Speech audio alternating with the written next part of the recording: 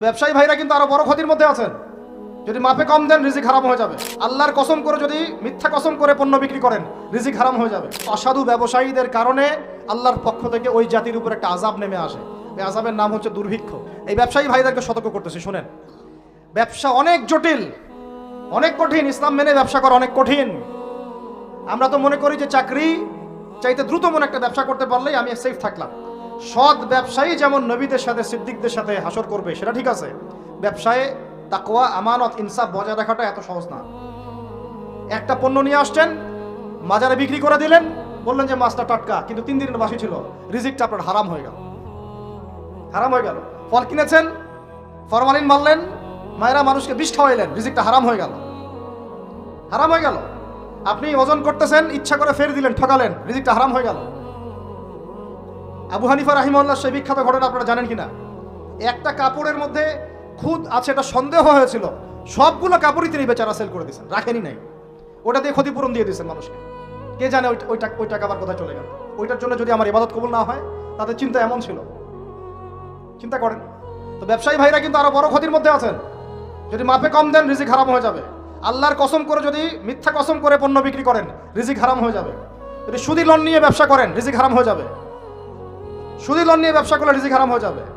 তারপরে যদি মার্কেটে কৃত্রিম সিন্ডিকেট তৈরি করেন রিজিক হারাম হয়ে যাবে। মার্কেটে একটা প্রাইস আছে ফিক্স করা, এই প্রাইসটাকে সিন্ডিকেট করে বাড়াই দিলেন, রিজিক হারাম হয়ে যাবে। ইচ্ছা করে ফরমালিন মিশাইছেন, হারাম হয়ে গেল। মাপে কম দিলেন, হারাম হয়ে গেল। আল্লাহর নামে মিথ্যা কসম করলেন, হারাম হয়ে গেল।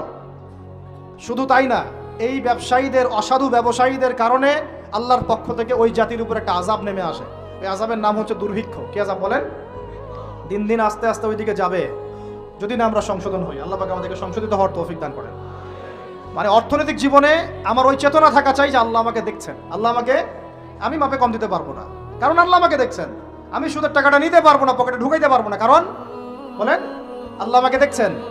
আমি মানুষকে মিথ্যা কথা বলে এইটা পণ্য বিক্রি করতে পারবো না কারণ আল্লাহ আমাকে দেখছেন। বাস এই কনসিয়াসনেসটা মানুষের মধ্যে ঢুকানোর জন্যই আল্লাহ পাক এই রমজানের সওমটাকে ফরজ করেছে। আমি কি বুঝাতে পারতেছি ভাই? আচ্ছা, শেষ করে দিচ্ছি, আর লম্বা করবো না বেশি, আর 2-4টা পয়েন্ট আলোচনা করে শেষ করি। শুনেন, এবার কয়টা দিক বললাম? ব্যক্তি জীবনে তাকওয়া বজায় রাখবো, বলি আমিন। শিক্ষা জীবনে তাকওয়া বজায় রাখবো, বলি আমিন। পারিবারিক জীবনে আমি আমার তাকওয়া ধরে রাখবো ইনশাআল্লাহ, বলি আমিন।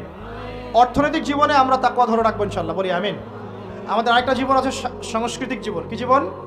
এখানে পুরা সব ইহুদি খ্রিস্টান আর মুশরিকদের সংস্কৃতি দিয়ে আমরা এখন চলতেছি। একটু আমার কথা মন খারাপ করে না, আজকের পর থেকে দাড়িতে হাত লাগাবো না।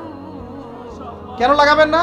এটা যদি আপনি এভাবে ছিলে ফেলেন, মনে রাখবেন এটা নবীর সুন্নতকে আপনি জবাই করতেছেন। কি করতেছেন? করবেন না আপনি। এর জন্য আপনার রিজিক বন্ধ হয়ে যাবে না, রিজিক আরো বাড়বে ইনশাআল্লাহ। রিজিক আপনার বস দেয় না, রিজিক আপনার চাকরি ক্ষেত্রের বস দেয় না, রিজিক আপনার ওই এমডি স্যার দেয় না। ওই এমডি স্যারের মতো কোটি কোটি এমডি স্যারকে খাওয়ান আল্লাহ পাক। কথা বুঝতে পারেন নাই? যদি বলে দাঁড়িয়ে রাখলে চাকরি হবে না, আপনি বলবেন এই চাকরির আমার দরকার নাই, আমি শশা বিক্রি করে খাবো, আমি মুদির দোকানদারি করে খাবো, আমি ছোট্ট উদ্যোক্তা হয়ে খাবো, তাও ভালো, দাড়ি তাও শেভ করবো না ইনশাআল্লাহ।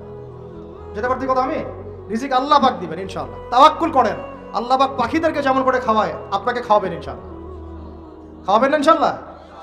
আমাকে বলেন, এই সমুদ্রের নিচে কত প্রাণী আছে কেউ জানে? আচ্ছা, ওদেরকে ঘুষ খাওয়া লাগে, সুদ খাওয়া লাগে, ওদেরকে আল্লাহ বিরোধী কোনো কাজ করা লাগে? কে রিজিক দেয়? এই জমিনের মধ্যে কত প্রাণী আছে আমরা বাদ দিয়ে, মানুষ বাদ দিয়ে, মানুষকে বাদ দেন, অন্য কত মাখলুক আছে, লাখ লাখ কোটি কোটি আছে না? ওরা কি সুদ খায়, ঘুষ খায়, দুর্নীতি করে, মানুষের সম্পদ আত্মসাৎ করে? ওদেরকে কে খাওয়ায়? শুধু মানুষ আর জিন, এই দুইটা জাতি আছে যারা নিজেদেরকে মনে করে আমরাই রিজিকের মালিক। নাউজুবিল্লাহ। না মনে করলে তো আপনি ভয় করতেন না, আপনি মনে করতেছেন ভিতর থেকে যে আমি যদি এটা রাখি তাহলে আমার চাকরি চলে যাবে গা, আর চাকরি চলে গেলে আমার তো আর বউ বাচ্চা খাইতে পারবে না। মানে বউ বাচ্চার খাওয়ার দায়িত্ব মনে হয় আপনার নিজের।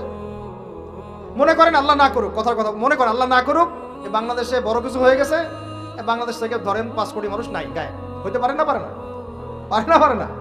ওই যে যারা ওখানে 5 তলা 6 তলায় গিয়েছিল খাবার খাইতে, ওরা কি জানতো যে এরপরে এখানে পুরো মরতে হবে? জানতো? হঠাৎ করে আল্লাহর গজব আসতে পারে না? আর গজব ডাকার তো সব পদ্ধতি আমরা এখন অবলম্বন করে ফেলছি। গজব আসে শিরকের কারণে, শিরক দিয়ে ভর্তি হয়ে গেছে। গজব আসে হচ্ছে সুদের কারণে, সুদ দিয়ে ভর্তি হয়ে গেছে। গজব আসে হচ্ছে বেহায়াপনার কারণে, বেলাল্লাপনা, বেহায়াপনা, মানে পর্নোগ্রাফি, জেনা, ব্যভিচার ভর্তি হয় নাই? মেয়েরা ছেলেদের পোশাক পরে হাঁটতেছে রাস্তাঘাটে, ঘুরতেছে না?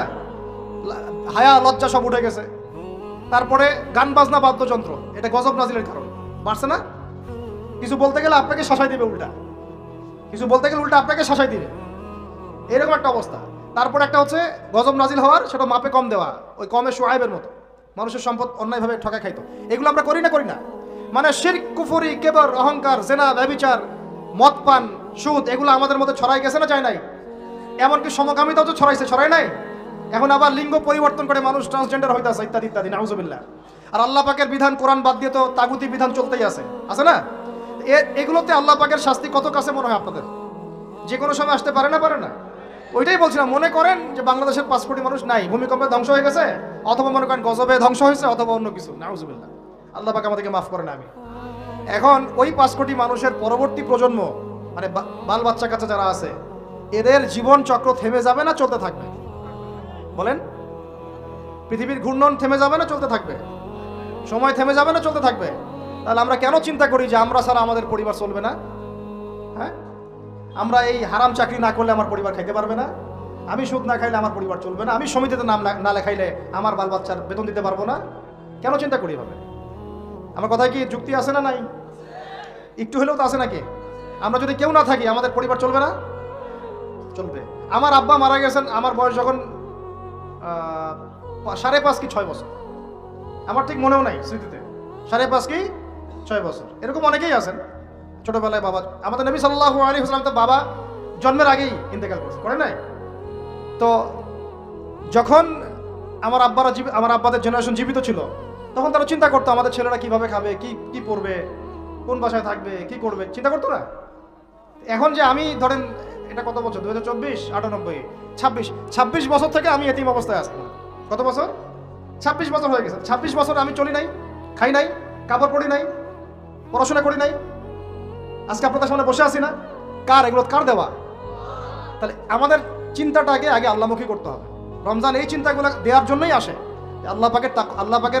আল্লাহ কনসিয়াসনেস, তাকওয়া মনের মধ্যে ঢুকানো, যে আল্লাহ আছেন আমার সাথে, আল্লাহ আমাকে দেখছেন, আমার কথা শুনছেন, আমার জীবনের সবগুলো ডিপার্টমেন্ট আমি আল্লাহ ভীতি দিয়ে ঢেলে সাজাবো ইনশাআল্লাহ।